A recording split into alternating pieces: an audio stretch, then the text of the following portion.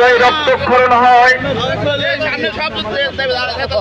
বেগম খালেদা জিয়ার কলিজার টুকরা প্রিয় সংগঠন বাংলাদেশ জাতীয়তাবাদী দলের ভারপ্রাপ্ত চেয়ারম্যান, বাংলাদেশের 18 কোটি মানুষের হৃদয় স্পন্দন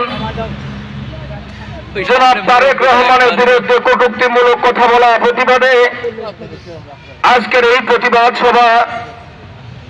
সভার প্রধান অতিথি হিসাবে উপস্থিত আছেন নাটোরের কিংবদন্তি সাবেক এমপি, সাবেক মন্ত্রী, আমাদের প্রিয় নেতা অ্যাডভোকেট ইমরুল কুদ্দুস তালুকদার দুলু ভাই সহ নাটোর এবং বড়াই গ্রামের সর্বস্তরের প্রিয় নেতৃবর্গ, সবার প্রতি সালাম, আসসালামু আলাইকুম ওয়া রাহমাতুল্লাহ।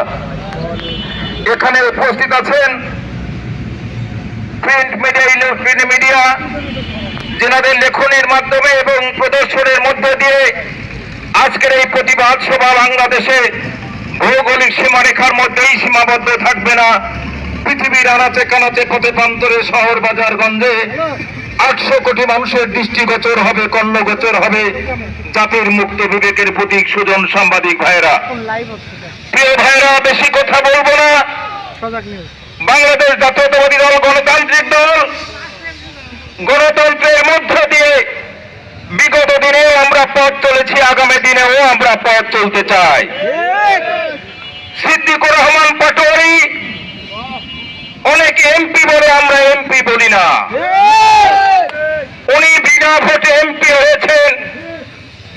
ওনার যদি সাহস থাকতো তাহলে গুদাসপুর বড়াই গ্রামের মাটিতে দাঁড়িয়ে থেকে এই কথাগুলো বললে আমরা বুঝতাম তুমি সাহসিকতার পরিচয় দিয়েছ। চোরের মতো পালিয়ে গিয়ে আমাদের প্রিয় নেতা, বাংলাদেশের নয় পৃথিবীর অবিসংবাদিত নেতার মধ্যে যারা নাম তালিকা হতে চলেছে, সেই তারেক রহমানকে নিয়ে তুমি কটূক্তি করো। সাহস থাকলে সামনে আসো, আমরা তার প্রতিবাদ করতে চাই। দেশকে নিয়ে যারা ষড়যন্ত্র করছে, আমাদের প্রিয় নেতাকে নিয়ে যারা ষড়যন্ত্র করছে, তাদেরকে আমরা পায়ে ধরে দুমড়ে মুচড়ে একেবারে পদদলিত করতে চাই। প্রিয় বন্ধুরা আমার, আমার প্রিয় নেতা বাম পাশে দাঁড়িয়ে আছেন, ওনার মূল্যবান বক্তব্য শুনবেন। উনি যে দিক নির্দেশনা আমাদের দিবেন সেইভাবেই আমাদের চলতে হবে। আমরা হঠকারী কোনো সিদ্ধান্ত নিব না। আমরা রাস্তাঘাটে চলতে গিয়ে আইনের মাধ্যমে বর্তমান ত্রয়োদশ জাতীয় সংসদ নির্বাচন, আসন্ন নির্বাচন চলমান অবস্থায় আছে। মনোনয়নপত্র দাখিল হয়ে গেছে এবং